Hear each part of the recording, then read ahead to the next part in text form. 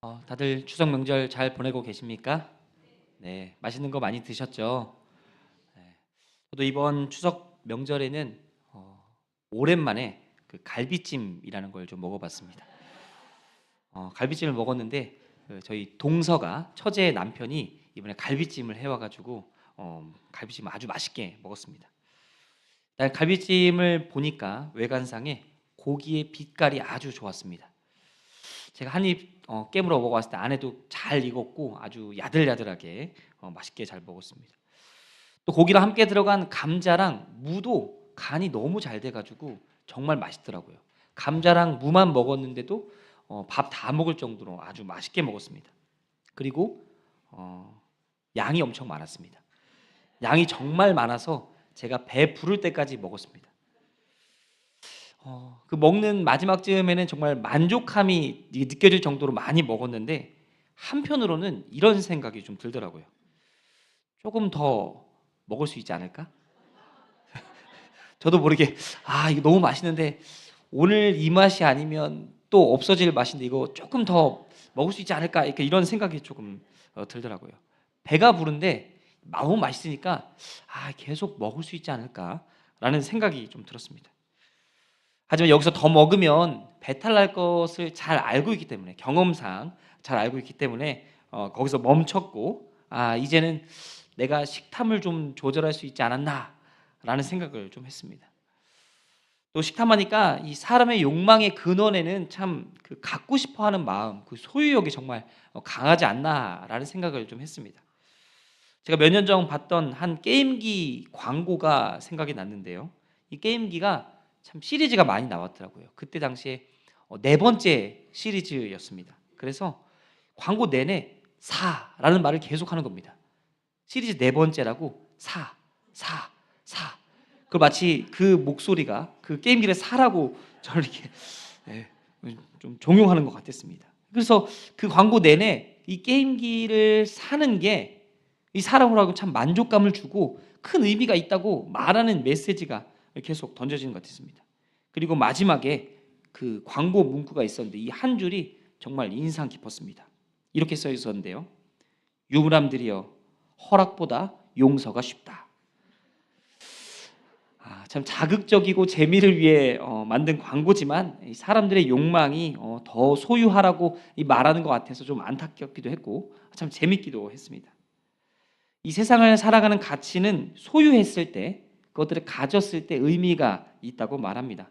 그리고 그것들이 우리로 하여금 큰 만족을 준다고 메시지를 줍니다. 그래서 우리는 오늘 본문을 통해 우리의 마음이 어디로 향해 있는지 또 어디로 가야 하는지를 좀 주목해서 살펴보려고 합니다. 오늘 말씀은 예수님께서 가르침을 받던 이 제자들마저 힘들어했던 이 세상의 가치에 대해서 어떻게 여기고 있는지 함께 살펴보도록 하겠습니다. 오늘 말씀 우리가 흔히 잘 아는 변화산 이야기라는 것입니다. 이 변화산 이야기는 예수님의 용모가 변화된 것을 가리켜 그렇게 부르게 되었는데요.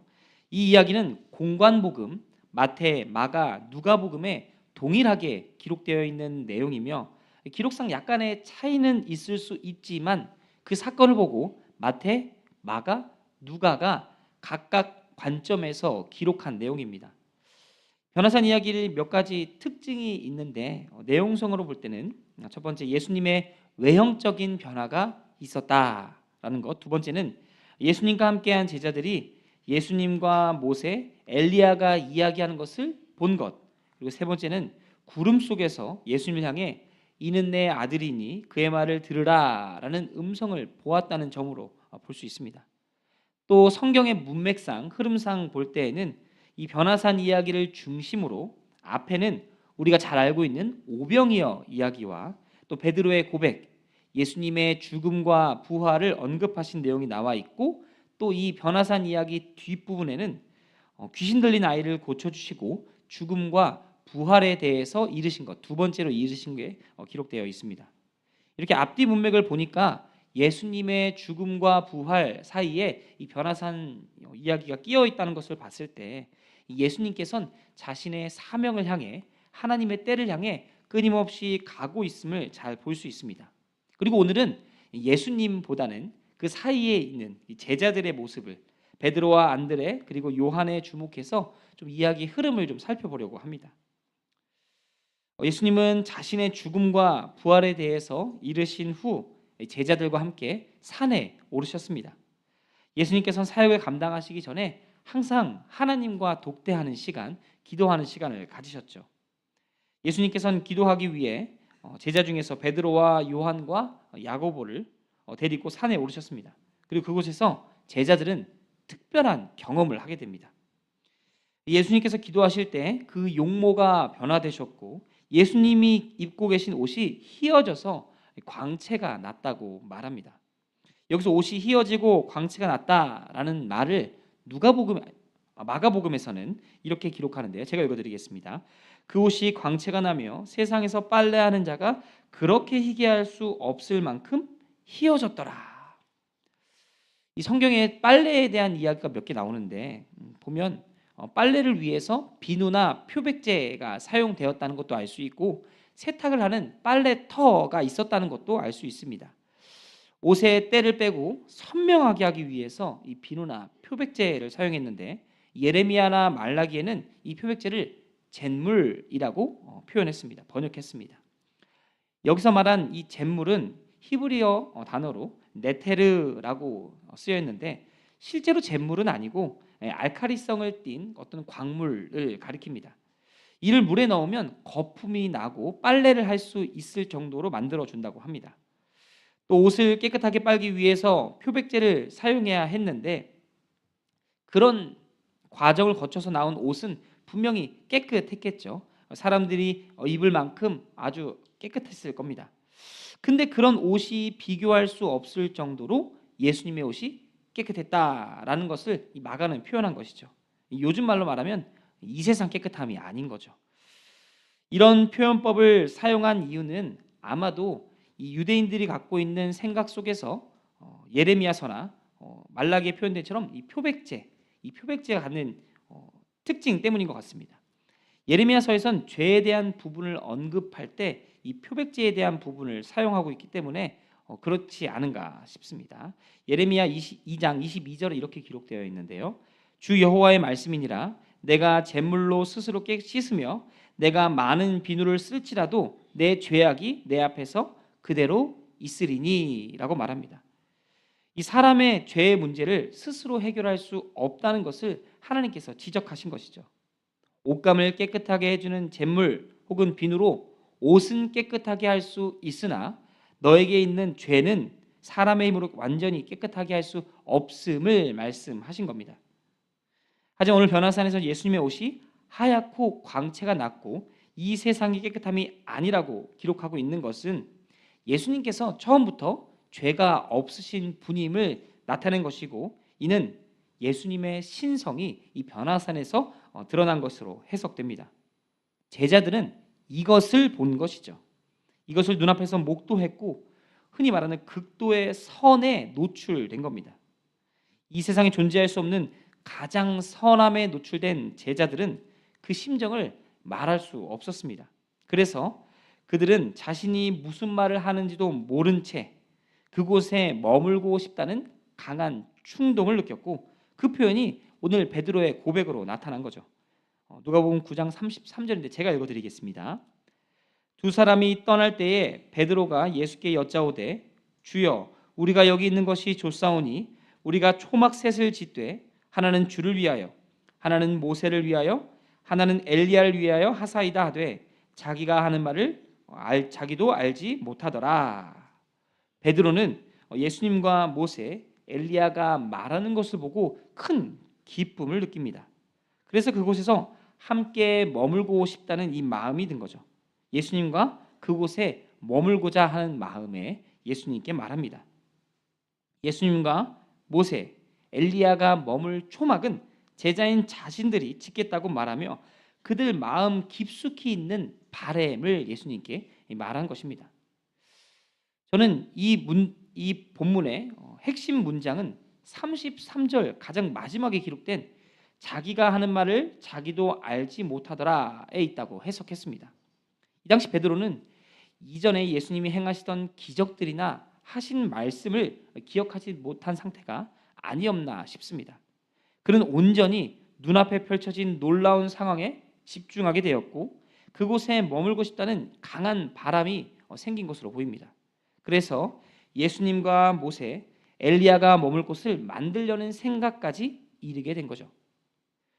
누가가 기록한 자기가 하는 말을 알지 못했다라는 의미는 이전에 예수님께서 하신 말씀을 이해하지도 못했고 생각하지도 못했고 또 예수님의 말씀을 따르는 제자로서 베드로의 온전한 모습이 아니었음을 지적한 것입니다. 저는 이 본문을 보며 하나님의 영광 앞에서 사람의 모습이 가장 연약하지 않은가라고 생각했습니다. 우리 모두 신앙생활을 하면서 각자 자신의 마음속에 하나씩 바람을 갖고 있다고 생각합니다. 대부분은 그 바람들이 편안하고 안락한 생활과 연결되지만 분명 꼭 필요한 것들도 있습니다. 때론 그것들이 너무 과해서 본질을 잊게 한다는 위험성을 갖고 있다는 것을 제외하고는 이 당시 베드로는 예수님과 함께하며 이 땅에서 한 자리 차지하겠다는 이 마음이 있었던 사람입니다. 그 마음의 중심에 예수님과 함께 이 땅에서 통치하고자 하는 마음이 있었기 때문에 이 땅에서 영화를 누리는 또 머무는 것이 베드로의 큰 바람이 아니었을까 싶습니다.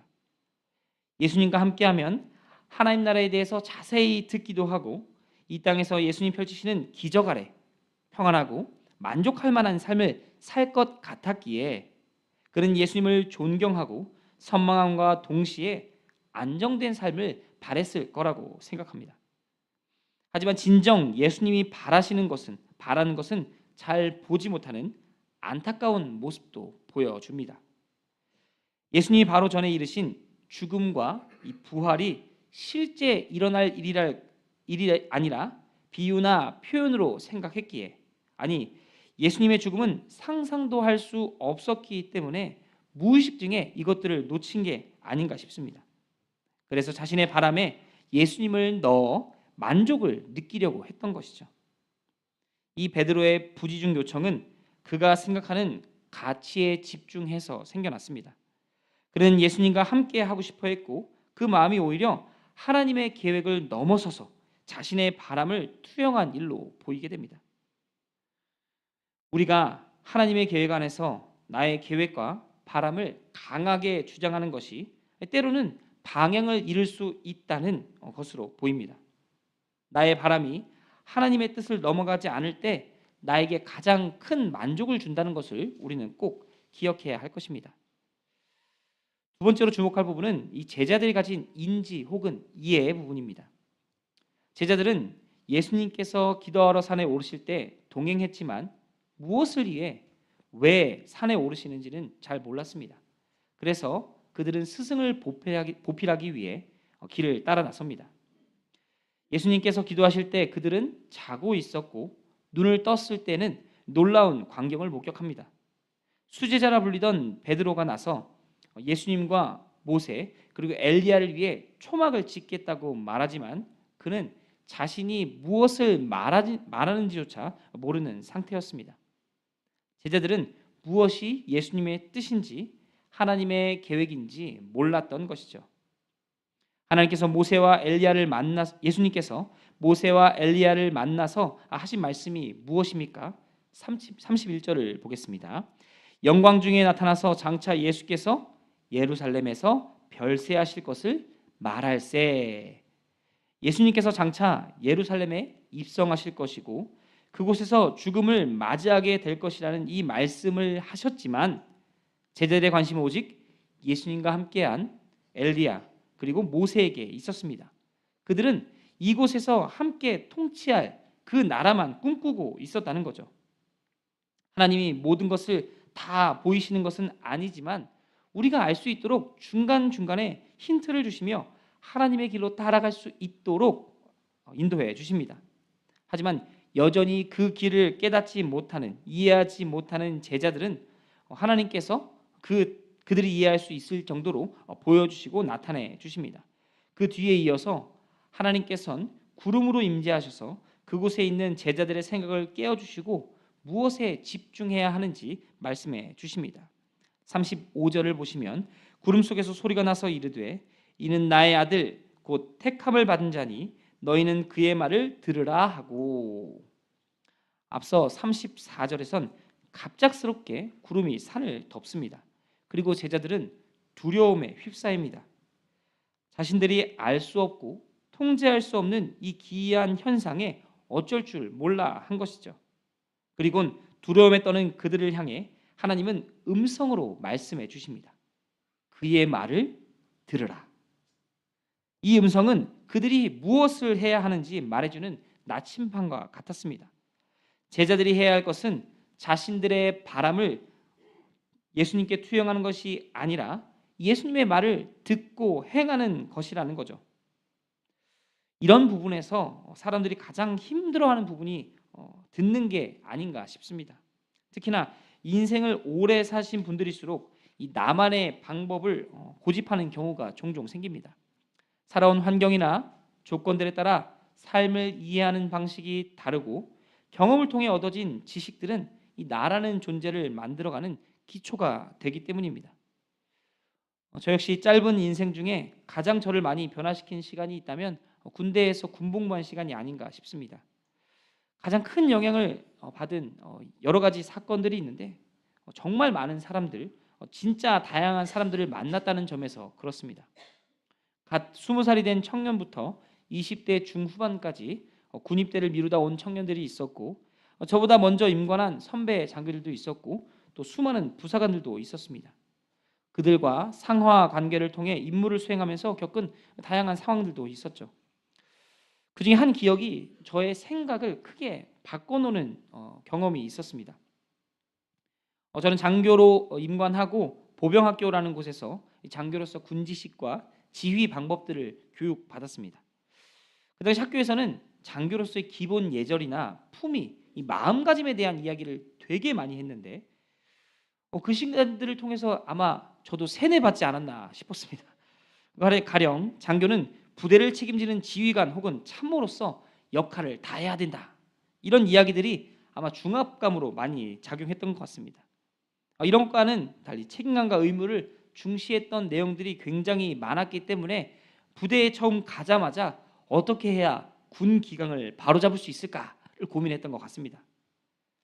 근데 막상 부대에 가보니까 이론과 현실이 너무 다르다는 것을 느꼈습니다. 배우기로는 장교랑 부사관은 계급으로 이루어진 관계이니 상하관계가 맞다라는 것이 대다수의 교육이었는데, 막상 가니까 저는 아무것도 모르는 이등병이고 부사관들은 벌써 몇 년을 부대에서 구른 베테랑들로서 오히려 저를 지휘해주는 인물들이 되었습니다. 상하관계라기보다는 협력적인 관계가 강했죠. 현장으로 가보니까 수많은 변수들과 상황들이 있었고 그에 맞게 판단하고 상황들을 유연하게 대처하는 태도가 오히려 더 도움이 되었습니다. 그리고는 생각하게 되었습니다. 내가 배운 지식들은 현장의 상황과 또 경험들을 통해 조금씩 부족한 부분을 채워가고 지식만 있는 이 불균형으로는 절대 살아남을 수 없겠다. 그렇게 저는 부대에서 많은 것들을 배우고 경험하며 조금씩 지식을 채워갔습니다. 이렇게 배운 경험이 저로 하여금 만든 생각이 이 생각이었습니다. 그럴 수도 있다. 참 이 말이 웃긴 말인데요. 내가 생각하는 것이 전부가 아니라는 것을 20대 중반 돼서 깨달았습니다.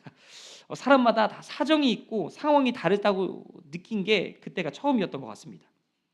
내가 생각하는 판단과 그 결과가 꼭 옳은 것만은 아니라는 것을 군대의 여러 가지 상황들을 통해서 알게 되었고, 저는 그 시간을 통해서 조금 더 유연한 사고를 갖게 된 것 같습니다.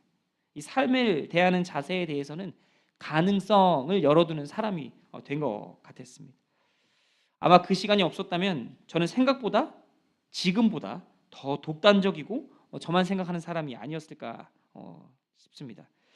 그리고 제가 이렇게 변화된 것은 아마 그 시간과 환경을 통해서 저를 변화시켜 주신 하나님의 은혜였다고 생각합니다. 다시 본문으로 돌아와서 베드로가 집중하고 있는 바람에 하나님께서는 그의 음성을 들어라라는 메시지로 그 부족한 부분을 채워주신 거죠. 베드로가 부족한 부분은 예수님께 집중하고 그 음성을 듣는 것이었습니다. 그가 예수님을 사랑하고 쫓아다니고 그를 위해 헌신하기는 했지만 아직까진 이 예수님의 메시지에 집중하거나 온전히 받아들이기엔 부족한 상태였다는 거죠. 하나님은 그때 그것을 기회 삼아 베드로의 부족한 부분을 채워주셨습니다. 구름이라는 기이한 현상을 통해 그의 시선을 분산시키시고 그가 하나님께 온전히 집중할 수 있을 그때에 그에게 필요한 말씀을 주신 거죠. 그의 음성을 들으라. 그리고 베드로가 집중해야 할 대상이 예수님이시며 예수님이 누구신지를 말씀해 주시고 예수님의 존재를 다시 한번 그의 마음에 각인하셨습니다. 그는 하나님의 아들이시며 곧 택함 받은 그리스도이심을. 오늘 말씀을 정리하면 이렇습니다. 예수님을 쫓는 정말 많은 사람이 있습니다. 저마다 자신의 상황에서 가치에 따라 예수님을 쫓습니다. 그리고 예수님과 함께하면서 다양한 경험들과 만족을 느끼죠. 하지만 예수님의 존재보다 내가 원하는 바람이 더욱 과하게 될 때 우리는 예수님을 놓치게 됩니다. 예수님으로 만족하는 게 아니라 예수님을 이용해 만족하는 이 잘못된 방향으로 갈 수 있다는 거죠. 우리의 가치와 바람이 예수님을 넘어가지 않을 때 우리는 참 만족을 얻습니다. 또 내가 가진 신앙적 지식들이 완전하다고 여겨서는 안 됩니다. 이는 하나님을 내 안에 가두는 어리석음과 직결됩니다. 그때는 나의 부족함을 인정하고 하나님께 지혜를 구함이 옳습니다. 나의 부족함을 채우시는 하나님을 통해 참 만족을 얻을 수 있기 때문입니다. 사랑하는 성도 여러분, 예수님과 가장 가까이 있었던 제자들조차 예수님이 누구인지 하나님 뜻이 무엇인지 잘 몰랐던 시절이 있었습니다. 그러나 하나님의 인도하심으로 그들의 생각과 또 태도가 바뀌게 됩니다.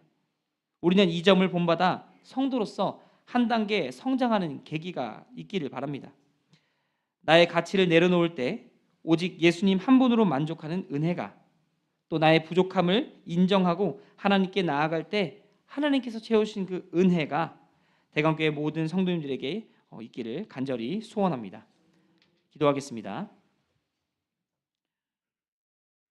우리의 인생을 계획하시고 인도하시는 하나님, 하나님의 뜻에 맞춰 살아가는 우리가 되게 하시고 이를 위해 나의 힘을 빼고 하나님의 채우심을 바라는 내가 되게 하여 주시옵소서.